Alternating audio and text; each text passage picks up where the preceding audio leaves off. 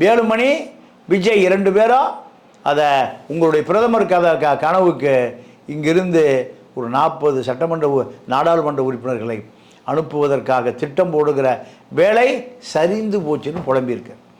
என்னையவே தக்க வச்சுக்க முடியாது, என்னுடைய இடமே காலியாக போகுது. இதுக்கு காரணமே நீங்கள் தான். இந்த வேலுமணி, தங்கமணி, விஜய் பாஸ்கர், சண்முகத்தை உங்களுடைய செல்ல பிள்ளையாக வச்சுருந்தீங்க, செங்கோட்டையன் உட்பட. இப்போ அவர்கள் எனக்கு கட்டுப்பட மறுக்கிறார்கள். அமித்ஷா கூப்பிட்டு வேலுமணியை வெளுத்தெடுத்திருக்கார். நீ என்ன நினச்சிட்டு இருக்கிற? அதிமுகவை உடைத்து கொண்டு வெளியேறுவதற்கு உனக்கு அமைச்சர் பதவி தானே தேவை.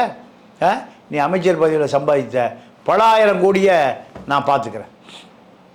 அதோட நடுங்கி பயந்து தான் வேலுமணி எந்த நிபந்தனை இல்லாமல் உங்களுக்கு காலடியில் விழுகிறேன்னு எடப்பாடி கூட எங்கே அழுத்தம், டெல்லியிலிருந்து கொடுத்த அழுத்தம் தான் எடப்பாடி காலில் வந்து விழுந்தார்.